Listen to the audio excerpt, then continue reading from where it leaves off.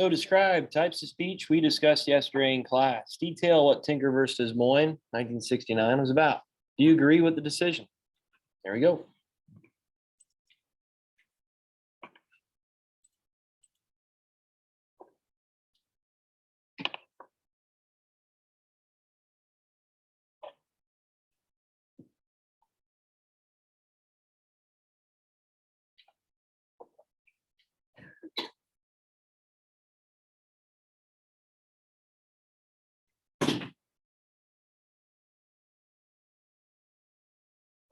It's a reminder, Jeff, current event tomorrow.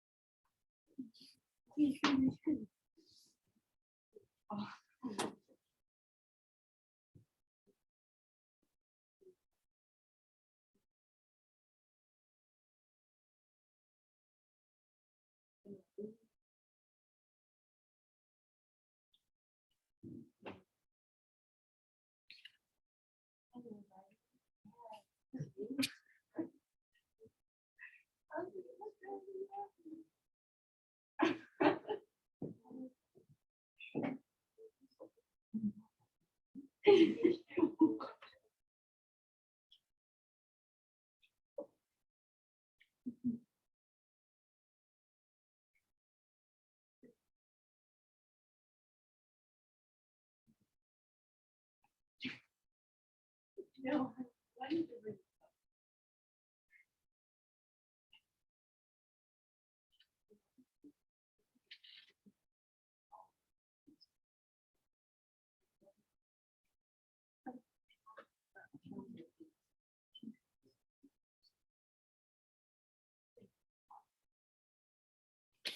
What are you complaining, man?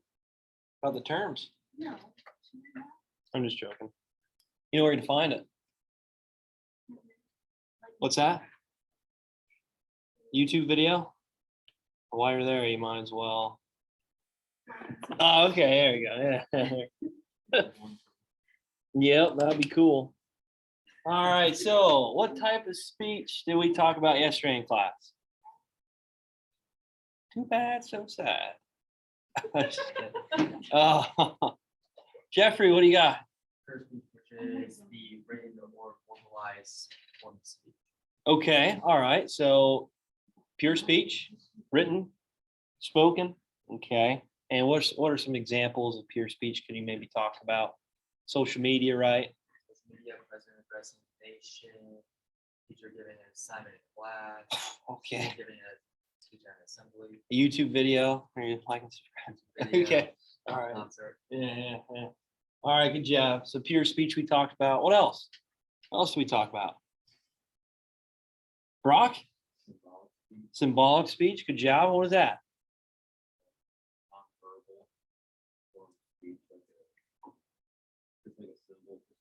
Yeah, good job. So symbols, okay, could be just attire, right? Clothing, just way you're presenting yourself. Good job. Good job. Again, not written, not spoken. Could be a flag even, right? A way of representing your beliefs, your thoughts, your opinions about a certain matter. So symbolic speech, it's not spoken, it's not written, it's expressed in different ways. Good, good. What else do we talk about? So we're going to mention this maybe more tomorrow, maybe next week. What else? Madden? Are you kidding?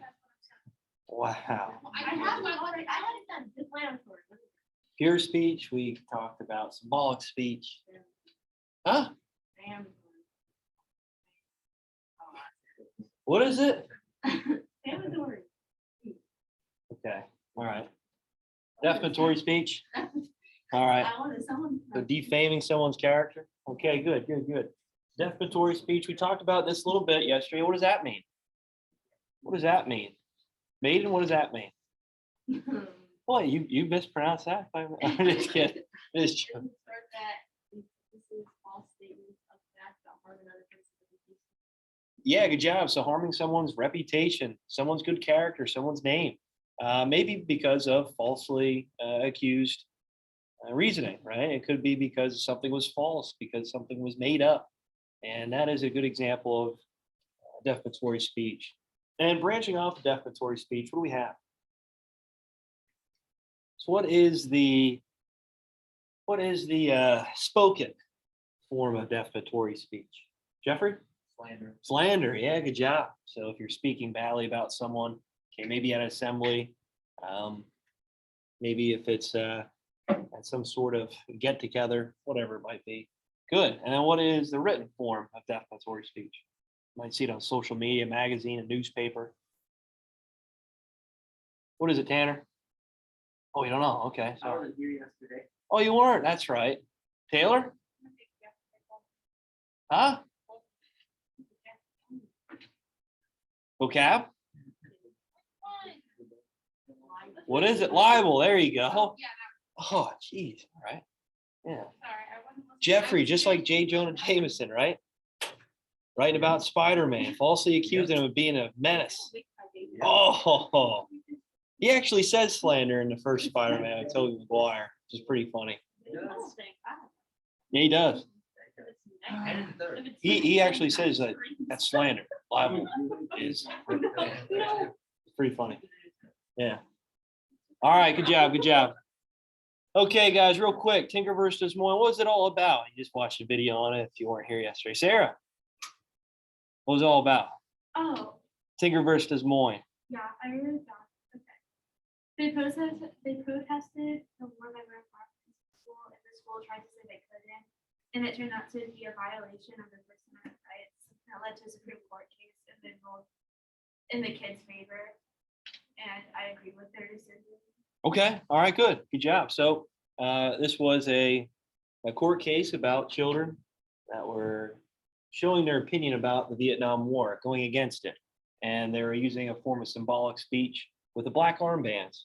And where they weren't allowed to wear the black armbands, they just dressed in black the whole year. Can you imagine? Wow, be crazy. But anyway, this is just showing their opinion about the Vietnam War. And I know I mentioned it yesterday about the Vietnam War with the hawks, the doves, and how hostile it really was in the United States in the 1960s over this war and why the United States is getting involved. And many people were against it. Some people were for it.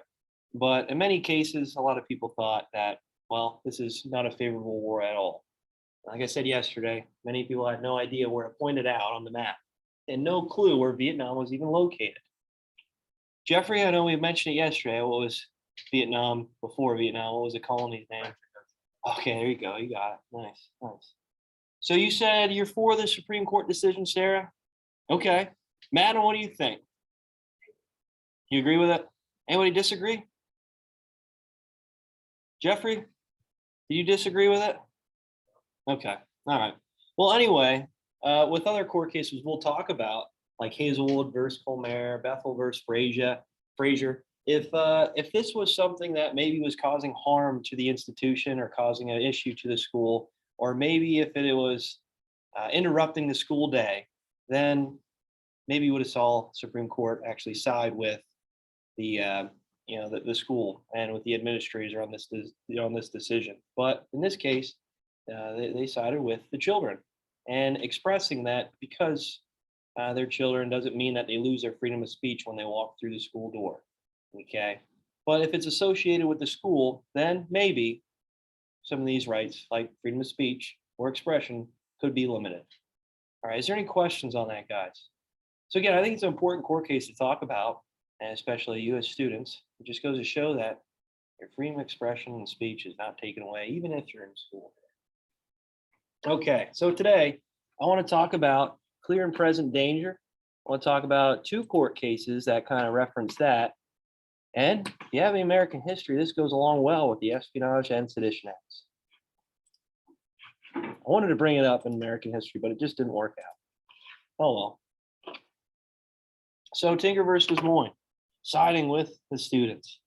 And it just goes to show that even when you walk through the door here at school, your freedoms are still intact.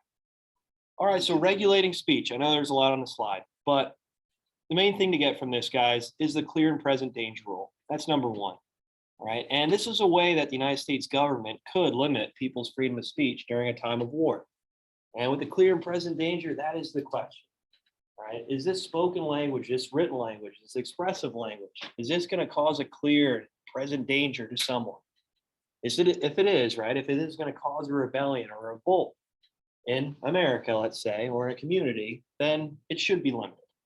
So that's a good example of how, in many cases, like with Schenck versus United States and Debs versus United States during this time of World War I, where people's voices were limited and it was regulated so that there wouldn't be a huge uprising. So just to talk a little bit about it, the Sedition Act of 1917 was established during World War I as the United States was getting involved in the conflict, okay, in 1917.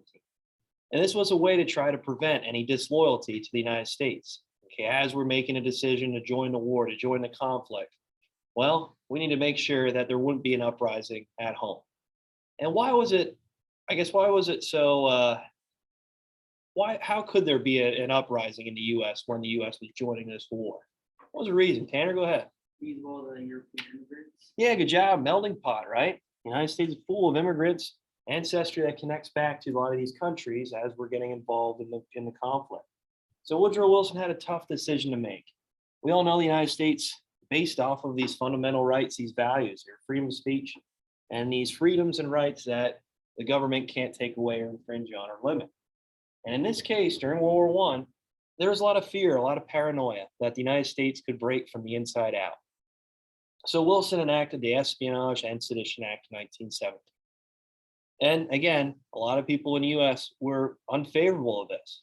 And looking back at it today, many historians, many people look back and say this was unconstitutional, that maybe President Wilson overstepped his power in many cases, where the government became too involved in the people's lives. So with the Espionage and Sedition Act, this was to try to make sure that they could create some sort of sound, almost peace in the United States, but at the same time, regulating on many people's freedoms.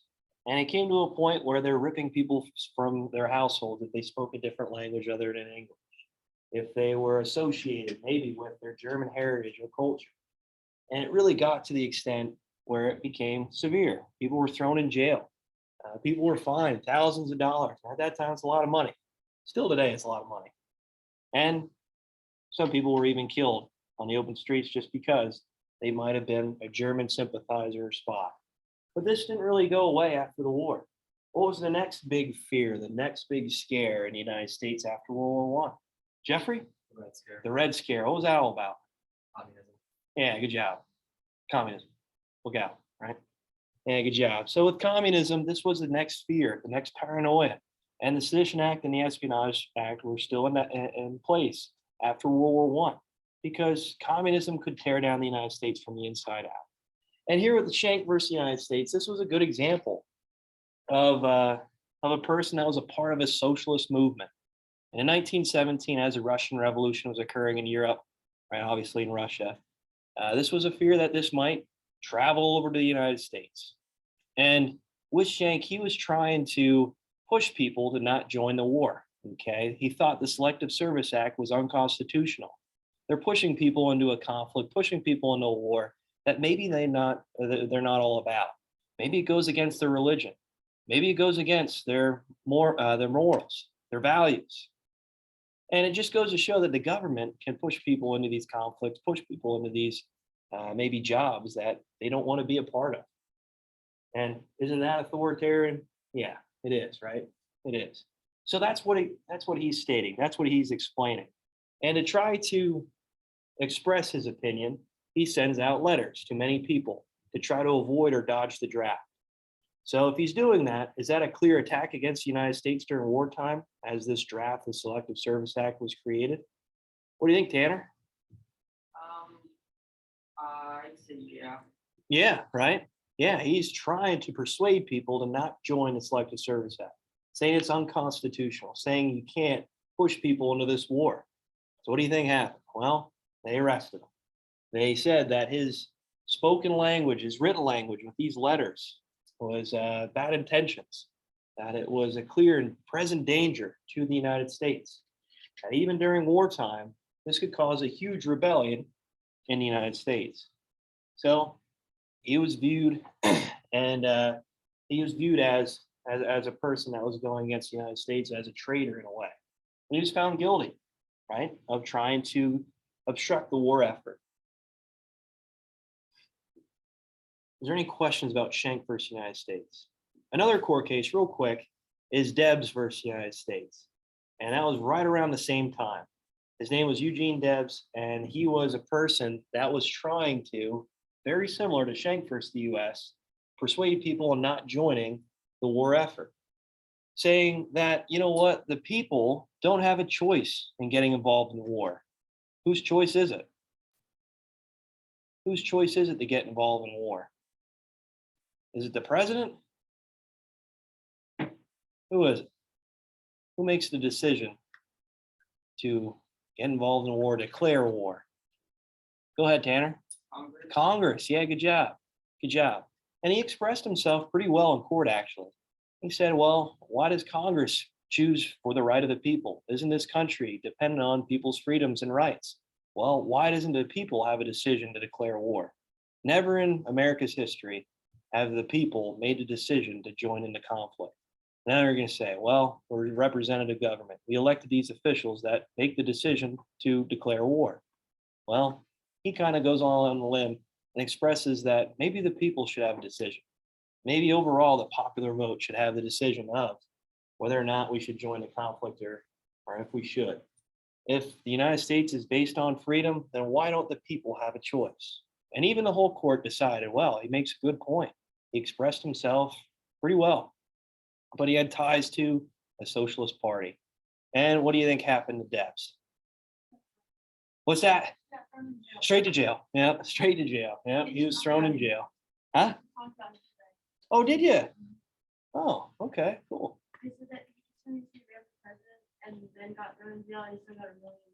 Yep, he was thrown in jail and he still received 1 million votes in his jail cell.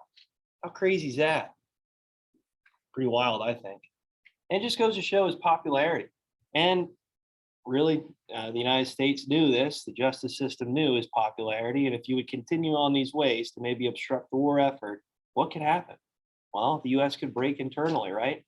This could cause a huge issue inside the United States as we're maybe potentially entering this war. Okay, as we were, obviously, as the Selective Service Act was happening. And again, this fear of communism spreading all throughout the United States. So again, the clear and present danger rule, we got to look at this when speech is being, obviously when people are expressing themselves, whether it's through an assembly, whether it's written down on letters that are sent out to people through the mail system about avoiding the draft, whatever it might be. All right, is there any questions on that, guys? We good on a clear and present danger rule. I had an assignment for you today, but maybe I'll hold off for tomorrow. Does that work? Okay. Real quick though, I'll end off with a video just explaining Schenck versus the United States. And tomorrow we'll talk about the bad tendency doctrine and Gitlow versus New York. Very similar to these court cases here. Oh, I have a video for you too, which I think is kind of funny. Did you guys ever see the movie Meet the Parents?